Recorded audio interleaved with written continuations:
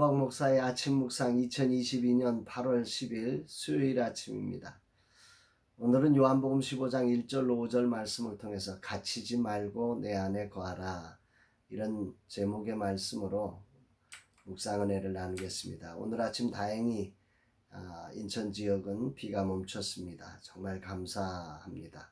어제까지 너무 많은 비에 피해가 많았습니다. 작은 교회들의 상황을 살펴보니까 많은 교회가 직감적인 피해를 당했고, 그중 한 개척교회 목사님 사택이 지하가 완전히 침수가 되어서 무릎 이상까지 물이 차서 걱정입니다. 라마나요시 함께 이 아픔에 반응하고 비빌 언덕이 되기를 소망합니다.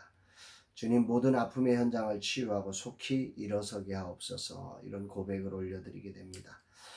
어제에 이어 오늘도 영상을 찍습니다. 주님 인도해 주옵소서. 스콘의 개발 작업 속도에도 주님의 은혜를 베푸소서. 개발을 책임지는 파트프라임과 전체적인 작업을 주도하는 스페이스R과 땡스기브를 축복하시고, 우리 서지혜 팀장과 송수민 대표를 축복하소서 기도하게 됩니다. 이날 주님은 어떤 말씀으로 인도하실까? 오늘 본문의 말씀을 이해하기 위해서는 그 삶의 자리를 이해하는 것이 필요하다고 생각합니다. 요한복음 14장 31절을 보면 예수님께서 일어나자 여기를 떠나자, 이렇게 14장을 마무리하고 이제 15장으로 넘어오게 되는데요. 그러니까 예수님은 십자가에서 돌아가시기 전 유월절 만찬을 마치시고 제자들에게 겟세마네 동산으로 이렇게 데리고 기도하러 올라가시는 과정에서 오늘 본문의 말씀이 진행되고 있다는 것을 우리가 알게 됩니다. 오늘 본문 말씀은 그러니까 겟세마네 동산으로 가시는 길에 제자들에게 하신 말씀인 거죠. 이런 느낌이 사실 매우 무거워야 할 것 같지 않습니까? 그런데 이 순간 주님이 강조하는 단어, 반복되는 단어는 아주 대단히 따뜻합니다. 4절 5절 내 안에 거하라, 나도 너희 안에 거하리라.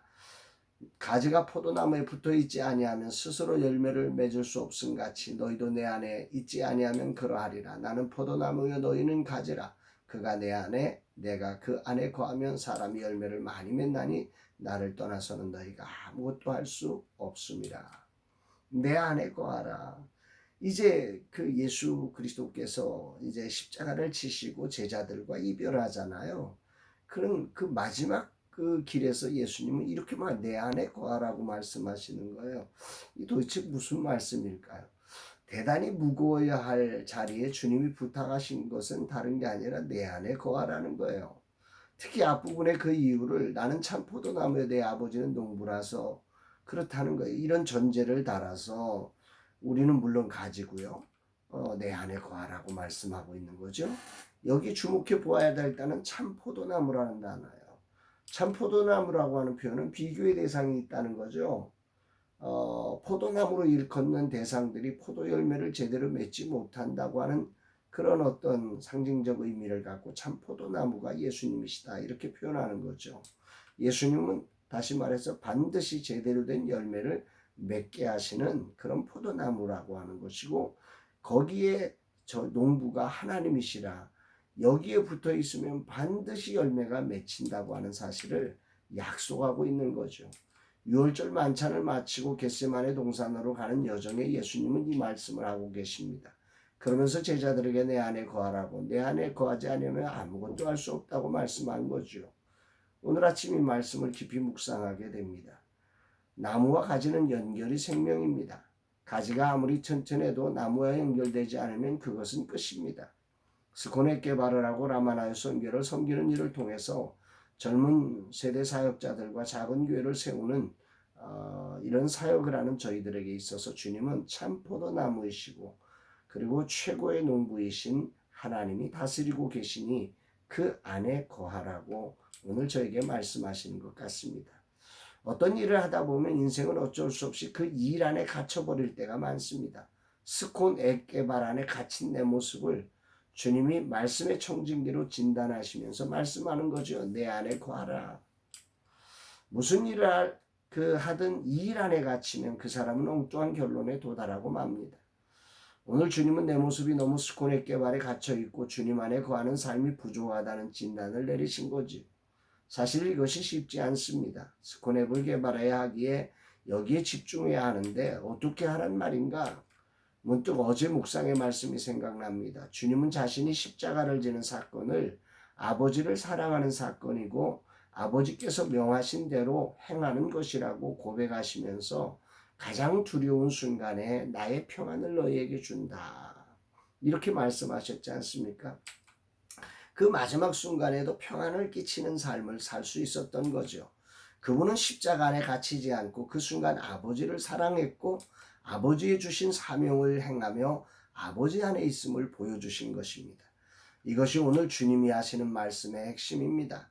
그러니까 지금 내가 스콘앱에 빠졌느냐 아니냐는 예수님처럼 이 순간 내가 하는 이 일이 주님을 사랑하는 일이고 이것이 주님이 허락한 사명을 행하는 것으로 평안 가운데 평안을 끼치는 삶이 되어야 한다는 거지요.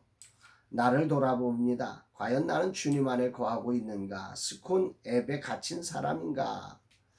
진정 주님이 맡기신 사명 작은 교회 젊은 세대 사역자들을 세우는 사람으로 나의 평안을 너희에게 줄 수 있는 그런 사람인가? 돌아보게 됩니다. 부끄럽지만 오늘도 나는 주님 안에 거하는 삶이 아니라 스콘 앱에 갇힌 모습임을 인정할 수밖에 없습니다. 갇힌 사람은 장고 끝에 악수를 만듭니다.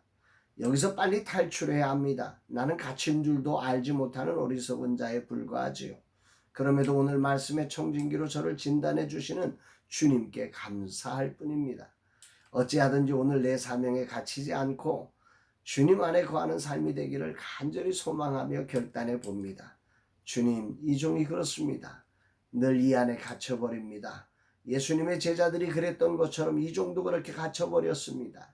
이 종의 눈과 마음을 열어주셔서 오늘도 주님 안에 거하며 평안을 전염시키는 사람으로 오늘도 살아내게 하옵소서 고백하게 됩니다. 사랑하는 여러분, 오늘 여러분들은 갇혀 있습니까? 주님 안에 계십니까?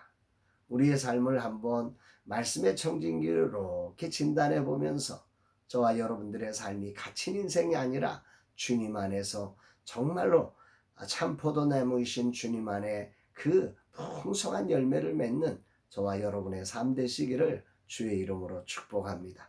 사랑합니다.